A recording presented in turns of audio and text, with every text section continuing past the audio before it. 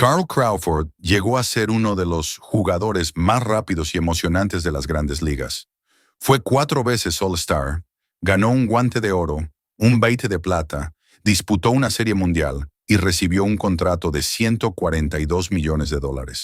Pero su historia también demuestra que, en el béisbol, alcanzar la cima no garantiza permanecer en ella. Porque después de convertirse en la primera gran estrella desarrollada por Tampa Bay, Crawford firmó uno de los contratos más importantes de su generación. Sin embargo, la presión, las lesiones y varios momentos difíciles terminaron cambiando para siempre el rumbo de su carrera. Esta es la historia de Carl Crawford, el atleta que pudo jugar fútbol americano, baloncesto o béisbol, pero eligió un diamante para convertirse en una estrella. Carl DeMonte Crawford nació el 5 de agosto de 1981 en Houston, Texas, y creció en el área de Fifth Ward. Desde niño tenía una cualidad que lo separaba de los demás: su velocidad. Crawford jugaba béisbol junto a Michael Bourne, quien también terminaría llegando a las grandes ligas. Durante aquellos años, los jóvenes organizaban carreras para saber quién era el más rápido. Cuando Carl comenzó a vencer incluso a Bourne, entendió que poseía algo verdaderamente especial. Pero Crawford no era solamente un buen jugador de béisbol. En Jefferson Davis High School fue un extraordinario atleta de 3 deportes. Jugaba como mariscal de campo en fútbol americano, era armador en baloncesto y también destacaba sobre el terreno de béisbol. En su primer partido como quarterback, llegó a producir 50 puntos. A los 16 años ya era considerado uno de los mejores atletas estudiantiles de Estados Unidos, y varias universidades importantes estaban interesadas en él. Crawford firmó una carta de intención para jugar fútbol americano en la Universidad de Nebraska. También recibió interés de programas como USC, Florida y del baloncesto de UCLA. Sin embargo, mientras muchas organizaciones de grandes ligas dudaban en seleccionarlo porque pensaban que elegiría el fútbol americano, los Tampa Bay Devil Rays decidieron apostar por su extraordinario talento. En el draft de 1999, Tampa Bay seleccionó primero a Josh Hamilton con la primera elección general. Después, con la selección número 52, escogió a Carl Crawford. La joven organización imaginaba un futuro con Hamilton y Crawford encabezando su transformación. Crawford tenía solamente 17 años cuando comenzó su carrera profesional. Llegó a las ligas menores con una velocidad impresionante, pero todavía tenía mucho que aprender sobre el béisbol. En su primera temporada profesional, bateó para .319 y se robó 17 bases. Sus entrenadores quedaron sorprendidos, no solamente por sus condiciones, sino también por su forma de trabajar. Llegaba temprano al estadio, practicaba su swing constantemente y corría cada batazo con máxima intensidad. No era el jugador que más hablaba dentro del camerino, pero dirigía con su ejemplo. Para 2002 ya se encontraba con los Durham Bulls en AAA, donde fue elegido novato del año de la Liga Internacional. Su desarrollo fue tan rápido que Tampa Bay decidió subirlo a las grandes ligas. Carl Crawford debutó en las grandes ligas el 20 de julio de 2002, con apenas 20 años. Desde sus primeros partidos quedó claro que no era un jugador convencional. Crawford no necesitaba conectar 40 cuadrangulares para cambiar un encuentro. Podía hacerlo con un batazo por el suelo, una carrera agresiva, un triple o una jugada extraordinaria en los jardines. En 2003 llegó su primera gran temporada. Bateó para .281, impulsó 54 carreras y encabezó la Liga Americana con 55 bases robadas. Tenía solamente 21 años y ya era uno de los corredores más peligrosos del béisbol. En 2004 elevó todavía más su nivel. Bateó .296, conectó 19 triples y se robó 59 bases. Esas actuaciones lo llevaron por primera vez al Juego de Estrellas. Crawford era la combinación perfecta de contacto, velocidad, defensa y agresividad. Cuando conectaba la pelota hacia los canales del jardín, los defensores sabían que un sencillo podía convertirse rápidamente en un doble, y que un doble podía terminar siendo un triple. En 2005 batió sobre .300 por primera vez. En 2006 registró promedio de .305. Conectó 18 cuadrangulares, consiguió 58 robos y encabezó la Liga Americana con 16 triples. Resulta difícil de creer, pero no fue seleccionado al Juego de Estrellas de 2006. Regresó al Clásico de media temporada en 2007 y conectó un cuadrangular. Para ese momento ya era considerado la cara de los Devil Rays, pero existía un problema.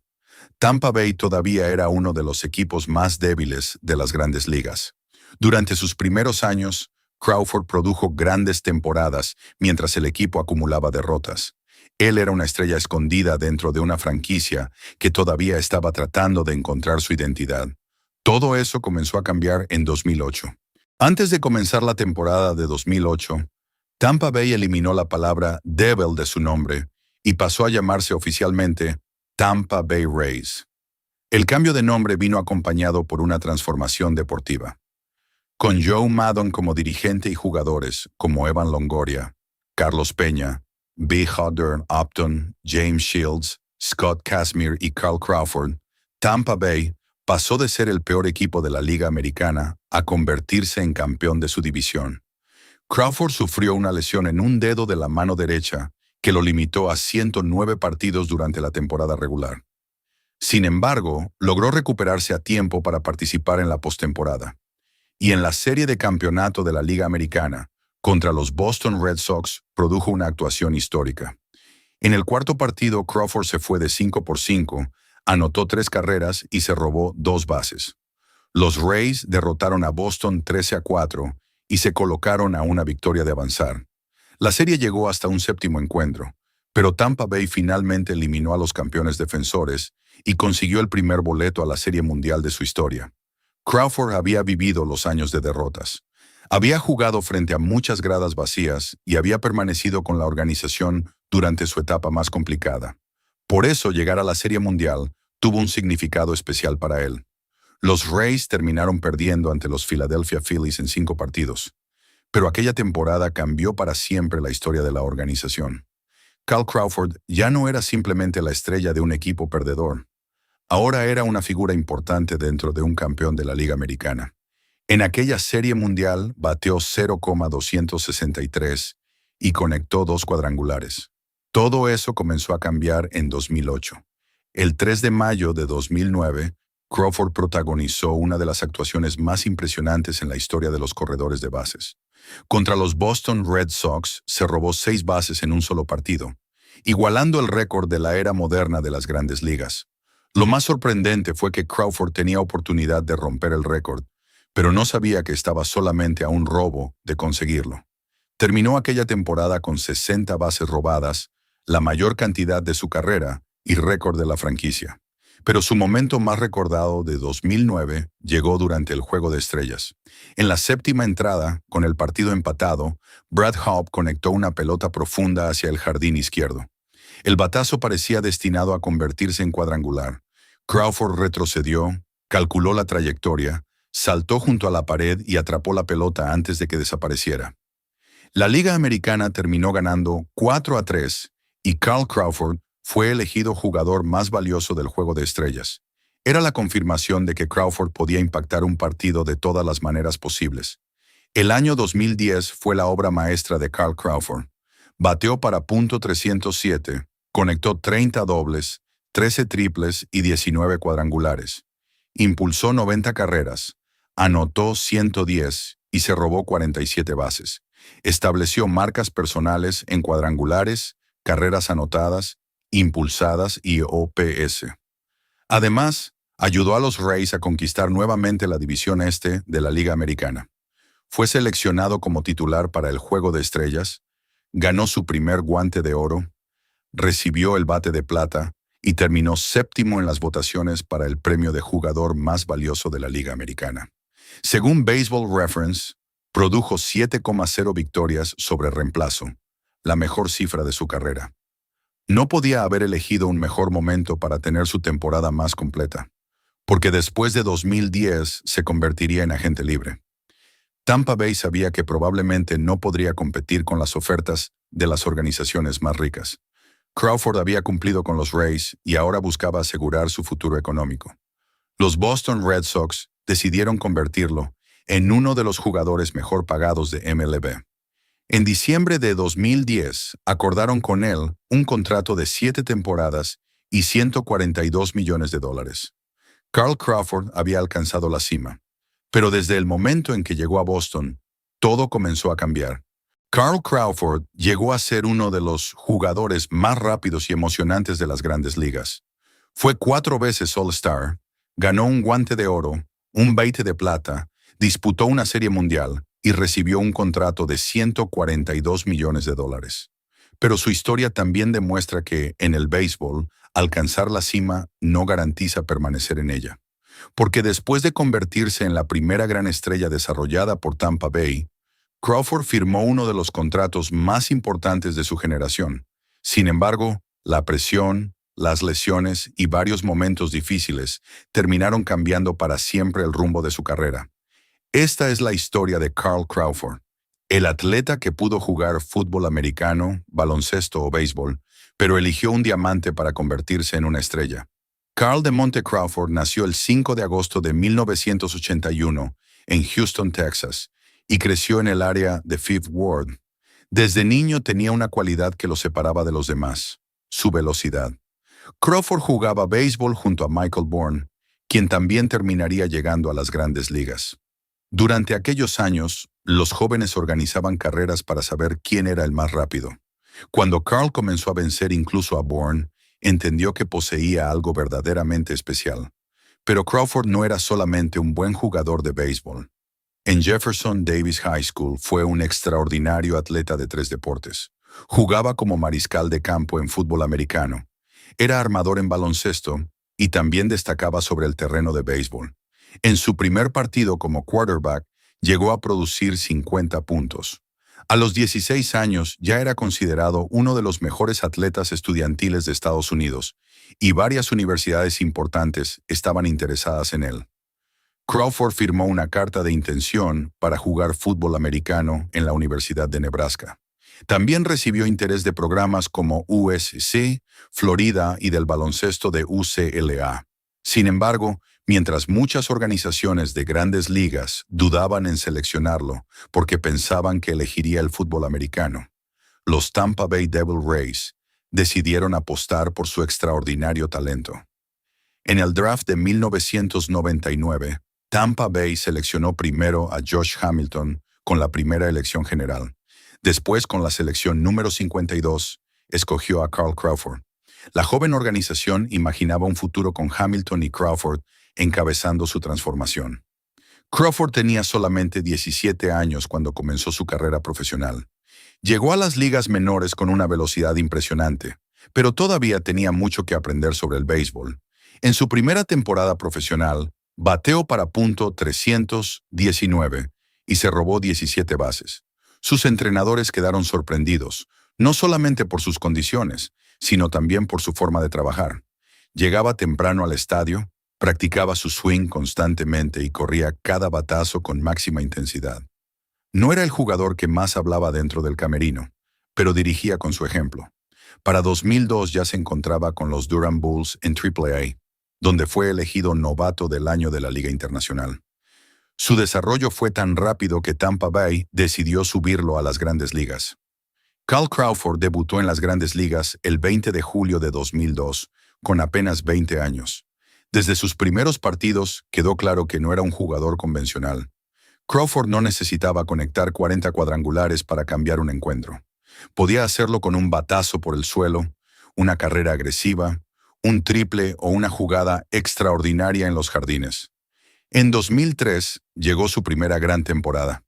Bateó para .281, impulsó 54 carreras y encabezó la Liga Americana con 55 bases robadas. Tenía solamente 21 años y ya era uno de los corredores más peligrosos del béisbol. En 2004 elevó todavía más su nivel. Bateó .296, conectó 19 triples y se robó 59 bases. Esas actuaciones lo llevaron por primera vez al Juego de Estrellas.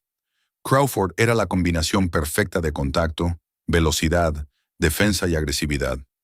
Cuando conectaba la pelota hacia los canales del jardín, los defensores sabían que un sencillo podía convertirse rápidamente en un doble, y que un doble podía terminar siendo un triple. En 2005 bateó sobre .300 por primera vez. En 2006 registró promedio de .305. Conectó 18 cuadrangulares, consiguió 58 robos y encabezó la Liga Americana con 16 triples. Resulta difícil de creer, pero no fue seleccionado al Juego de Estrellas de 2006. Regresó al Clásico de media temporada en 2007 y conectó un cuadrangular. Para ese momento ya era considerado la cara de los Devil Rays, pero existía un problema. Tampa Bay todavía era uno de los equipos más débiles de las grandes ligas. Durante sus primeros años, Crawford produjo grandes temporadas mientras el equipo acumulaba derrotas. Él era una estrella escondida dentro de una franquicia que todavía estaba tratando de encontrar su identidad. Todo eso comenzó a cambiar en 2008. Crawford llegó a los Red Sox con expectativas enormes. Boston no lo contrató simplemente para que fuera un buen jugador. Esperaba que reprodujera inmediatamente la versión dominante que había mostrado con Tampa Bay. Pero Crawford nunca logró sentirse completamente cómodo. Comenzó la temporada de 2011 bateando apenas 0,137 en sus primeros 12 partidos. El bajo rendimiento aumentó la presión y cada turno fallido era analizado por los medios y por una de las fanaticadas más exigentes del béisbol. Finalizó su primera temporada en Boston con promedio de .255, 11 cuadrangulares, 56 carreras impulsadas y apenas 18 bases robadas. Eran números respetables para algunos jugadores, pero muy inferiores a lo que Boston esperaba después de comprometer $142 millones. El último día de la temporada quedó marcado por una imagen dolorosa. Los Red Sox habían desperdiciado una gran ventaja en la lucha por la clasificación. Contra los Baltimore Orioles, Robert Andino conectó una línea hacia el jardín izquierdo que Crawford intentó atrapar deslizándose. No pudo controlar la pelota, la carrera de la victoria entró y Boston quedó eliminado minutos después. La responsabilidad del colapso no pertenecía exclusivamente a Crawford. El equipo completo había fallado durante septiembre. Sin embargo, aquella jugada terminó convirtiéndose, justa o injustamente, en la imagen de la debacle. La situación empeoró en 2012. Crawford fue sometido a una operación en la muñeca izquierda. Durante su recuperación también apareció un problema en el codo. Comenzó la temporada en la lista de lesionados y no pudo debutar hasta el 16 de julio. Solamente participó en 31 encuentros antes de someterse a una cirugía, Tommy John, para reparar el ligamento de su codo izquierdo. 2 días después de la operación, Boston lo envió a los Dodgers en un gigantesco intercambio que también incluyó a Adrián González, Josh Beckett y Nick Punto. En menos de 2 temporadas, la relación entre Crawford y los Red Sox había terminado. Años después, Crawford reconoció que su experiencia en Boston lo afectó emocionalmente. La presión, las lesiones y la sensación de no poder cumplir con las expectativas convirtieron aquella etapa en la más complicada de su carrera. Confirmación de que Crawford podía impactar un partido de todas las maneras posibles. El año 2010 fue la obra maestra de Carl Crawford. Bateó para .307, conectó 30 dobles, 13 triples y 19 cuadrangulares. Impulsó 90 carreras, anotó 110 y se robó 47 bases. Estableció marcas personales en cuadrangulares, carreras anotadas, impulsadas y OPS. Además, ayudó a los Rays a conquistar nuevamente la División Este de la Liga Americana.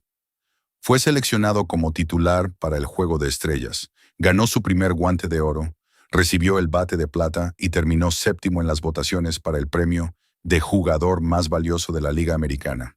Según Baseball Reference, produjo 7,0 victorias sobre reemplazo, la mejor cifra de su carrera.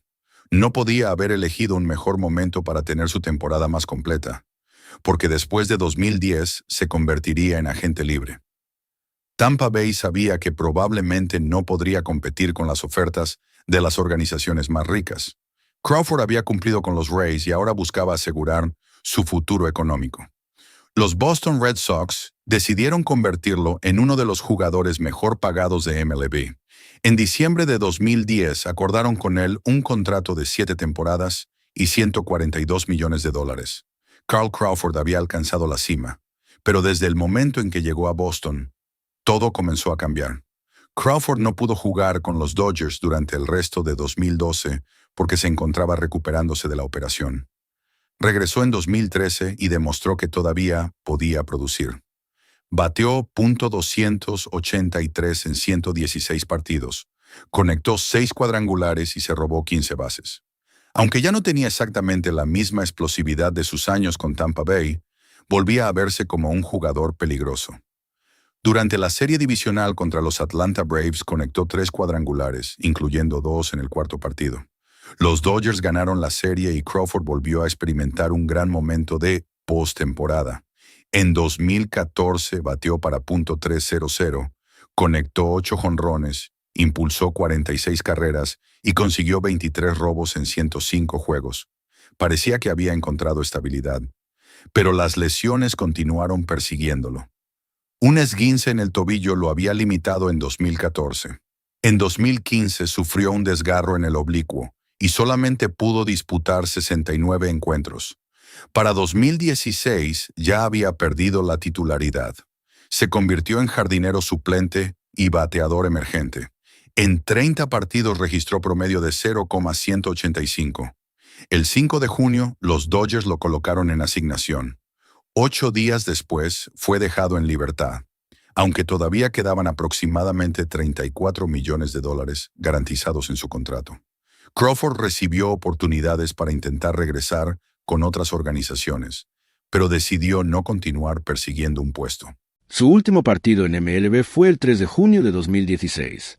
Kyle Crawford terminó su carrera con números extraordinarios.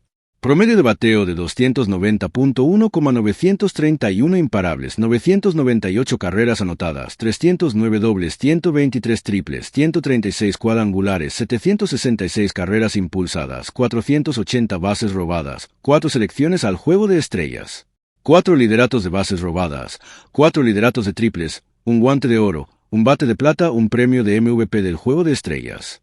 Con Tampa Bay bateó para 296 y todavía ocupa lugares históricos dentro de la organización. Terminó su paso por los Rays como líder de la franquicia en imparables, triples y bases robadas. En agosto de 2023 fue exaltado al Salón de la Fama de los Rays, convirtiéndose en uno de los 3 integrantes de su primera clase. Tampa Bay lo definió como su primera gran estrella desarrollada dentro de la organización. Después de retirarse, Crawford entró a la industria musical y creó 1501 Certified Entertainment, una compañía destinada a brindar oportunidades a nuevos artistas. Pero quizás la continuación más especial de su historia llegó a través de su hijo. Justin Crawford fue seleccionado por los Philadelphia Phillies con la elección número 17 del draft de 2022. Al igual que su padre, es un jardinero zurdo, de excelente contacto, velocidad extraordinaria. El 26 de marzo de 2026, Justin hizo su debut en las Grandes Ligas con Filadelfia y conectó 2 imparables. Más de 2 décadas después de que Kyle corriera por primera vez sobre un terreno de MLB, ahora podía observar a su hijo comenzar su propia historia. La carrera de Kyle Crawford puede dividirse en 2 historias completamente diferentes. La primera es la del joven de Houston que rechazó la posibilidad de jugar fútbol americano universitario, aprendió rápidamente el béisbol profesional y se convirtió en la primera gran estrella de Tampa Bay. La segunda es la del jugador que firmó por $142 millones y descubrió que el dinero también puede traer una presión enorme. En Boston nunca pudo ser el mismo. Las lesiones comenzaron a acumularse. Aunque tuvo buenos momentos con los Dodgers, su cuerpo ya no le permitió recuperar completamente aquella versión explosiva que aterrorizaba a los lanzadores. Pero Crawford no debe ser recordado solamente por el contrato que no funcionó en Boston. Debe ser recordado como uno de los jugadores más dinámicos de su generación. Un hombre capaz de conectar casi 2,000 imparables, robarse 480 bases, producir más de 100 triples y cambiar un partido con su bate, su guante o sus piernas. Kyle Crawford fue el puente entre los viejos Devils perdedores y los Tampa Bay Rays que aprendieron a competir. Y ahora, mientras su hijo Justin comienza su carrera en las Grandes Ligas, el apellido Crawford vuelve a correr por los jardines de MLB. Porque algunas historias no terminan cuando un jugador se retira. Simplemente pasan de una generación a la siguiente.